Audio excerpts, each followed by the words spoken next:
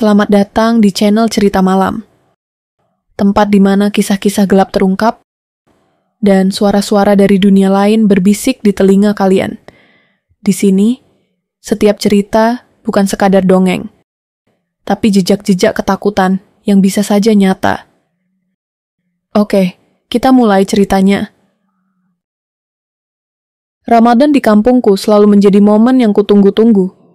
Suasana desa terasa lebih hangat, suara tadarus menggema dari masjid, aroma makanan khas berbuka puasa menyebar di udara, dan anak-anak kecil berlarian sambil membawa obor. Namun, Ramadan kali ini berbeda. Ada sesuatu yang terasa janggal. Sesuatu yang mengusik ketenangan kampung kami. Semuanya bermula pada malam ketiga Ramadan. Aku dan teman-temanku, Danu, Sari, dan Bagus, duduk di serambi masjid setelah tarawih. Kami berbincang ringan sambil menunggu waktu sahur. Udara malam begitu sejuk, suara jangkrik bersahutan, dan sesekali terdengar suara tawa warga dari warung kopi di seberang jalan. Tiba-tiba, dari arah kuburan tua di pinggir desa, terdengar suara lirih. Aku merinding seketika. Suara itu bukan suara manusia biasa. Lebih seperti rintihan seseorang yang tengah kesakitan. "Kalian dengar itu?" tanya Danu dengan suara gemetar. Aku mengangguk. Bagus menelan ludah. Sari memeluk lututnya erat. "Itu dari kuburan Mak Uti," bisik Sari dengan suara bergetar. Kami semua langsung terdiam. Mak Uti adalah perempuan tua yang meninggal mendadak tahun lalu. Sebelum wafat, ia terkenal sebagai sosok penyendiri. Ia tinggal di rumah tua di ujung desa, jauh dari rumah-rumah warga lainnya. Banyak yang mengatakan bahwa dia memiliki ilmu hitam. Orang-orang takut padanya, terutama setelah suatu kejadian aneh terjadi setahun sebelum kematiannya. Seorang warga bernama Pak Karto pernah berselisih dengan Mak Uti karena sengketa tanah. Setelah pertengkaran itu, Pak Karto jatuh sakit tanpa sebab yang jelas.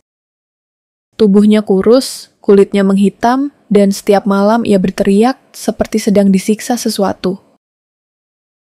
1 bulan kemudian, Pak Karto meninggal dengan wajah yang membiru dan tubuh kaku seperti kayu. Sejak saat itu, orang-orang percaya bahwa Mak Uti bukan orang biasa.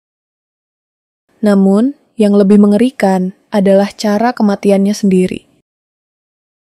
Mak Uti ditemukan membusuk di dalam rumahnya setelah 3 hari. Tatapan matanya kosong, mulutnya terbuka seolah ingin mengatakan sesuatu.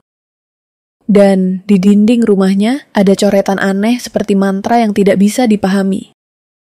Dan sekarang kami mendengar suara rintihan dari arah makamnya. "Ayo pulang, ini tidak benar," kataku dengan nada cemas.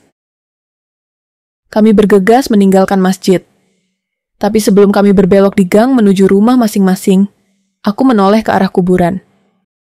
Di sana, di bawah sinar bulan, kulihat sesuatu. Sesosok bayangan berdiri di antara nisan-nisan. Rambutnya panjang menjuntai, tubuhnya membungkuk, dan wajahnya tertutup bayangan. Aku hanya bisa menatapnya dalam diam.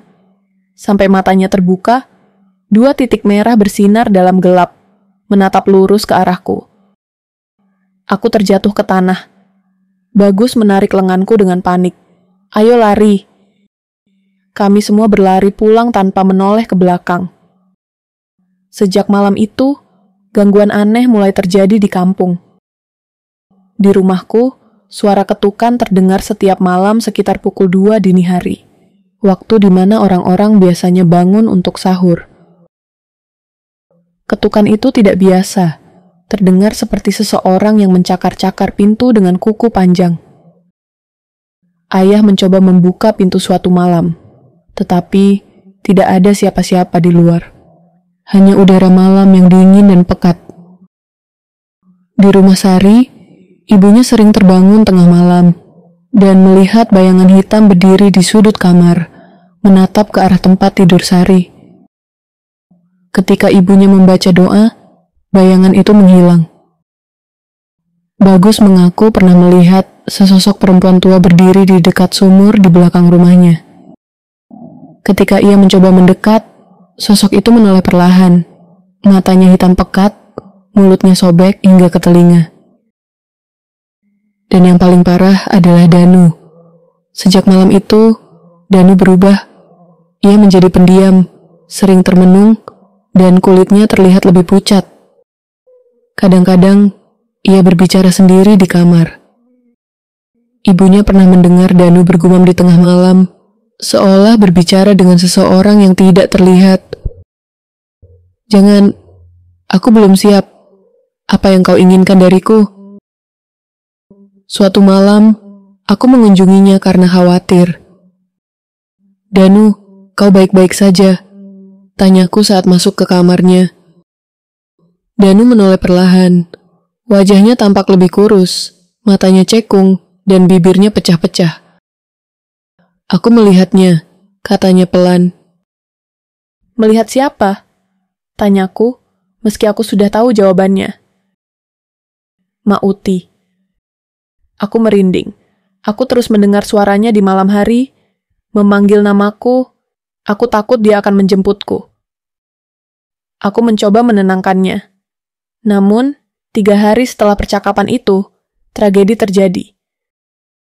Pada malam ke-10 Ramadan, warga menemukan Danu tergantung di pohon dekat kuburan Mauti. Wajahnya membiru, lidahnya terjulur, dan matanya terbuka lebar, seolah melihat sesuatu yang sangat mengerikan sebelum ajal menjemputnya. Yang membuat semua orang merinding adalah kakinya tidak menyentuh tanah, seolah dia ditarik ke atas oleh sesuatu yang tak kasat mata. Di tangannya ditemukan secari kertas dengan tulisan yang hampir tak terbaca. "Aku ikut Mauti." Sejak itu, suasana kampung menjadi mencekam. Tidak ada lagi yang berani keluar rumah setelah tarawih. Setiap malam, beberapa warga mengaku masih mendengar suara rintihan dari arah kuburan.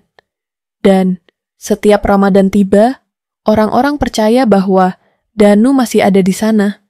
Berjalan di antara nisan, menatap dari kegelapan, mencari seseorang untuk menemaninya. Aku tak pernah lagi menginjakkan kaki di kampung sejak kejadian itu. Namun, tahun lalu, aku mendapat kabar dari Sari. Bagus ditemukan tewas di kamarnya, dengan luka cakar di seluruh tubuhnya. Aku merasa sesuatu sedang menghitung waktunya, menunggu saatnya tiba. Dan sekarang, Ramadan sudah dekat. Aku tak tahu apakah aku bisa bertahan, atau apakah aku yang akan dipanggil selanjutnya. Sekian, terima kasih.